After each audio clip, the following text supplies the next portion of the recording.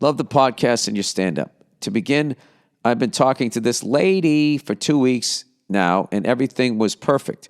Our first date was last Thursday, and I had taken her out to a nice Korean barbecue restaurant, both of our favorites. So look at that. Share something in common, you know? What could go wrong? Dinner was great, and the conversation was flirtatious. I like your tits. Thank you. I was hoping you were going to notice them. Sorry. I'm sure it was a little lighter than that.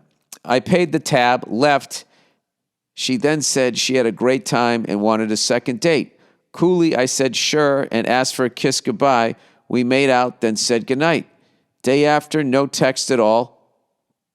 I then go on her TikTok, and on her live, she states how she had a terrible time, and that was one of the worst dates she had been on, and she won't be dating for quite some time. I was obviously hurt and angry as hell. I confronted her about it, and she said she sides hustles with her TikTok. It's all an act, and she lies like that for the monetary entertainment. She's not a public figure, parentheses, gross, get a fucking job, in my opinion. Hey, I'm a public figure. That's the second shot at my job. I don't work. I'm a disgusting public figure. Hey, man. Anyway, I still thought that was two-faced of her, but she reconciled and she apologized. Oh, boy, buddy. I don't know about this. And said that if it was the opposite way, she'd feel the same way. All right, well, there's some empathy. She even messaged me back this morning. Do I still talk to her but wait for a second date on her asking, or do I just ignore her for this? Thanks and go fuck yourself. Dude, go with your gut. I'd go with my gut. And I think you don't respect what she does for a living. You think it's gross, get a fucking job. And if you're going to get into a relationship with somebody, I really think, if you don't respect what they do, if you think what they do for a job is gross before you've even had the second date, you might want to pull the ripcord. And plus, the fact that it's an act and she's lying, I don't know, dude. I don't know. And that's one of those things you kind of have to worry about. I don't know. These are all stereotypes, but I'm just throwing it out there. It's just like, all right, so this person's really into like fame and money, how any way that they can do it, and going out there and just like lying or whatever, I don't know. I don't want to look down on a fellow person that's whoring themselves out, but there's one thing to go out and start a band, tell some jokes, become an actor, fucking, I don't know, whatever else you do. Run for office to try to change things before they, get their dirty, filthy mitts on you. I don't know. But then the other thing too, I think it's actually good that hot chicks can fucking go out there and make money doing that because now they're kind of in control. Or back in the day, they'd make like, even like NFL cheerleaders wouldn't make any money, and their whole big thing was, well, wait till the calendar comes out. They pay them like $35 a fucking game. And but now there's like Instagram. So they can just go on there and, do their little boop boopy doop fucking dance and, flirt with a couple of, fucking ugly guys. And they'll, I don't know. I'm sure it's harder than that. I don't know, dude. You're talking TikTok and influencers to a 53-year-old man. So take everything that I'm saying with a grain of salt. I would just go with my gut. And if you feel this early on, that you can't trust her. And I don't understand young people where they feel like you're putting shit out on the internet and like no one's going to see that. It's not even young people. I got a buddy of mine, I have a friend of mine from back in the day. The guy fucking takes video of himself fucking rolling joints, old school. He still buys the weed and wants to roll the joint. Rolls the joints during his fucking lunch hour at work. Figure that one out.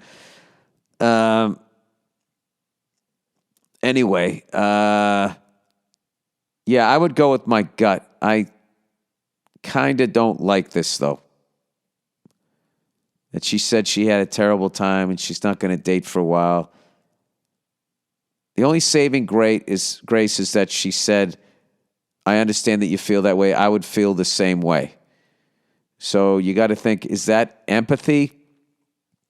And that's somebody that can actually admit that they did something wrong, which is a great trait and very rare, I feel like, in a lot of adults. Or is this part of her hustle and she's hustling you? Go with your gut. Go with your gut.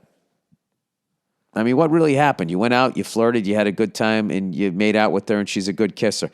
Other than that, you think what she did was gross, and she lied about your evening for money.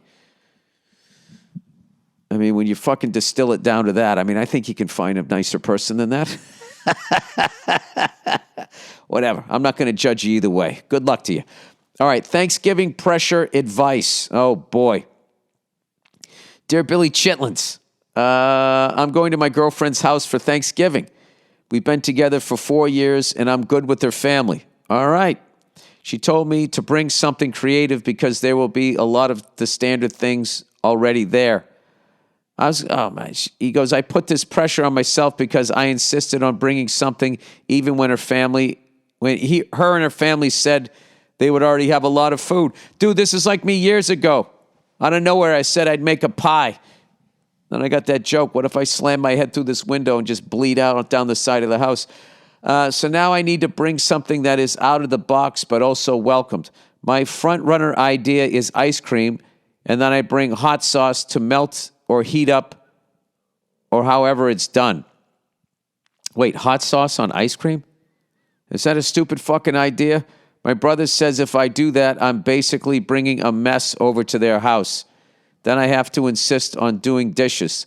Thoughts help. All right. A dessert is always great, and a dessert is easy. So what I would do, there's always, in every town, or every couple of towns, 2-3 towns, there's always that one fucking place that's not a chain that you can go out and get something special that you can bring over. I would do the dishes either way, and because you're 4 years in and you still haven't gotten her a ring, so you got to stay on the good side of the family while you sit down to watch the Lions game. Or I would take a shot at making a dessert, which isn't that hard. All right? I have a video up there on how to make a pie crust. Why don't you just follow that up? Follow that. I actually have a better recipe for the pie crust now, but you can totally make a pie crust. And then the filling's the easiest fucking thing ever. Don't ever get intimidated by filling. It's all about the crust. Just, you know something? If you make an effort to make a homemade fucking pie, even if it stinks, all right, the fucking effort that you made, they're going to be psyched. So what I would do is I would make the pie the Wednesday before, have it ready to go.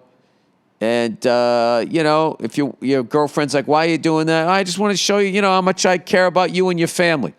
Then you get the, aw, and I think you'll be good, even if it sucks.